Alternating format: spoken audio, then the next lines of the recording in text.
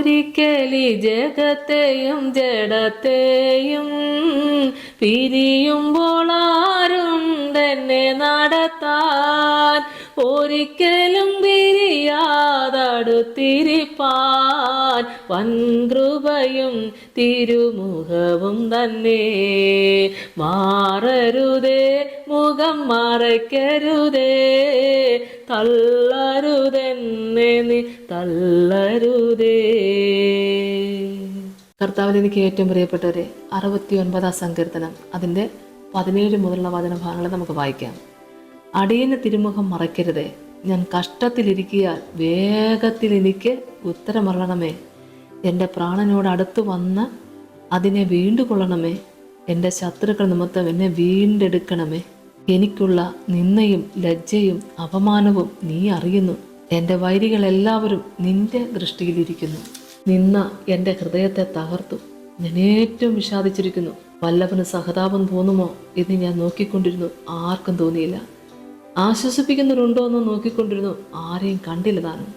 അവരെനിക്ക് തിന്നുവാൻ കയ്പ് തന്നു, എൻ്റെ ദാഹത്തിന് അവർ എനിക്ക് ചുറുക്ക കുടിപ്പാൻ തന്നു.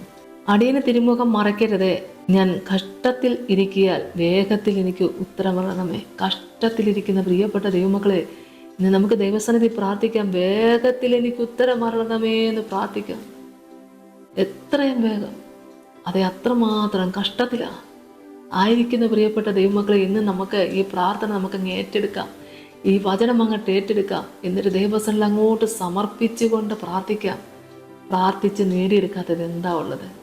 ചോദിച്ചാൽ ഉത്തരം തരുന്ന കർത്താവിനെയല്ലേ നമ്മൾ ആരാധിക്കുന്നേ? സ്തോത്രം. എൻ്റെ പ്രാണനോട് അടുത്ത് വന്ന് അതിനെ വീണ്ടുകൊള്ളണമേ. എൻ്റെ ശത്രുക്കൾ നിമിത്തം എന്നെ വീണ്ടെടുക്കണേ. ശത്രുക്കൾ നിമിത്തം അനുഭവിക്കുന്ന കഷ്ടത എത്ര വലുതാ! ഇതിൽ നിന്നൊരു മോചനം ഇന്ന് പ്രാപിപ്പാൻ ദൈവം സഹായിക്കട്ടെ. എനിക്കുള്ള നിന്ദയും ലജ്ജയും അവമാനവും നീ അറിയുന്നു എന്നാ പറഞ്ഞേ. ദൈവമക്കളെ, ഇതൊക്കെ ആർക്കാ സഹിക്കാൻ പറ്റുന്നേ? ഓ ദൈവത്തിന് സ്തോത്രം.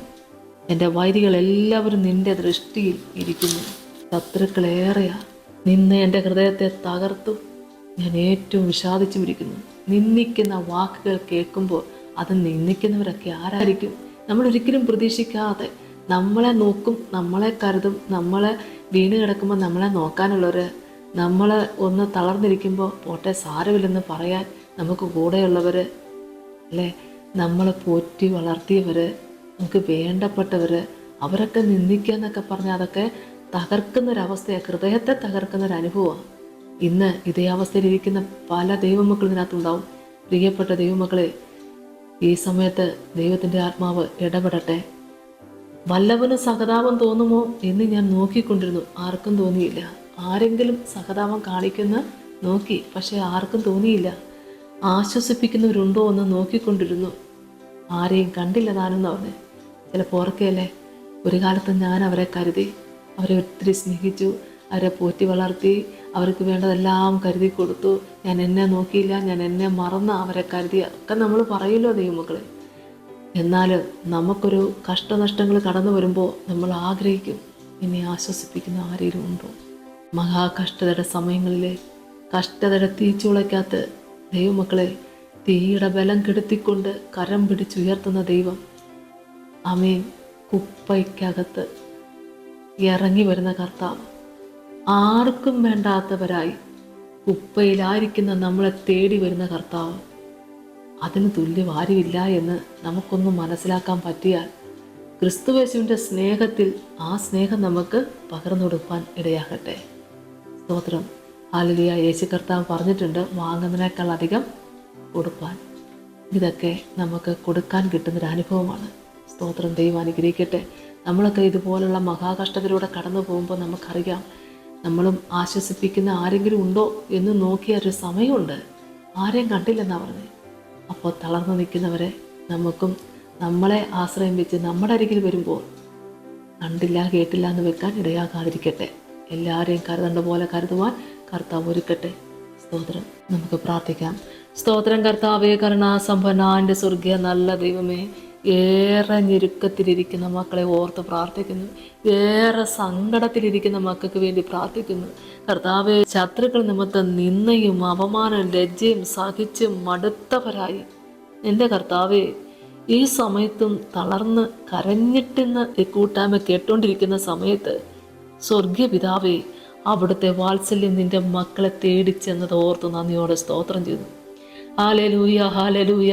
എൻ്റെ കർത്താവേ, എൻ്റെ ദൈവമായ കർത്താവേ, നീ ദൈവത്തിൻ്റെ ദാനവും നിന്നോട് കുടിപ്പാൻ ചോദിക്കുന്നവനാരെന്നും അറിഞ്ഞിരുന്നുവെങ്കിൽ ആ വചനം ഈ സമയത്തടി ഓർക്കുന്ന കർത്താവേ, അതേ നീ ദൈവത്തിൻ്റെ ദാനമാ.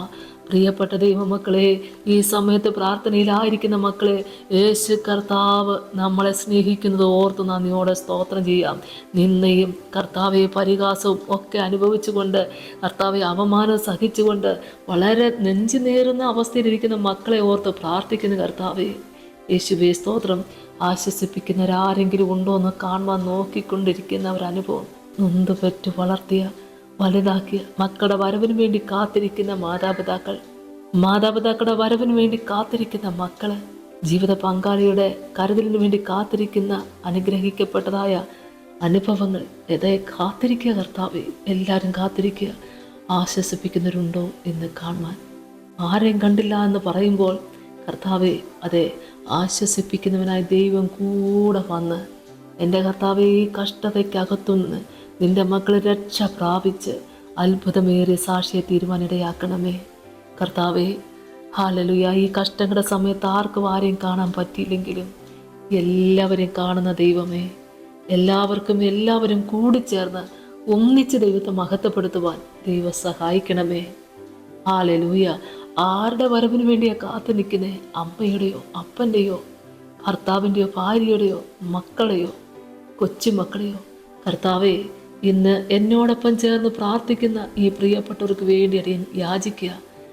ദൈവത്തിൻ്റെ കരം ഇന്ന് നിന്റെ മക്കളുടെ പ്രാർത്ഥനാ വിഷയത്തെ ഒന്ന് തൊട്ടനുഗ്രഹിക്കണമേ. അത്ഭുതമേറിയ സാക്ഷിക്കായി കർത്താവ് ഒരുക്കണേ. യേശുവിൻ്റെ നാമത്തിൽ തന്നെ. ആമേൻ. സ്തോത്രം.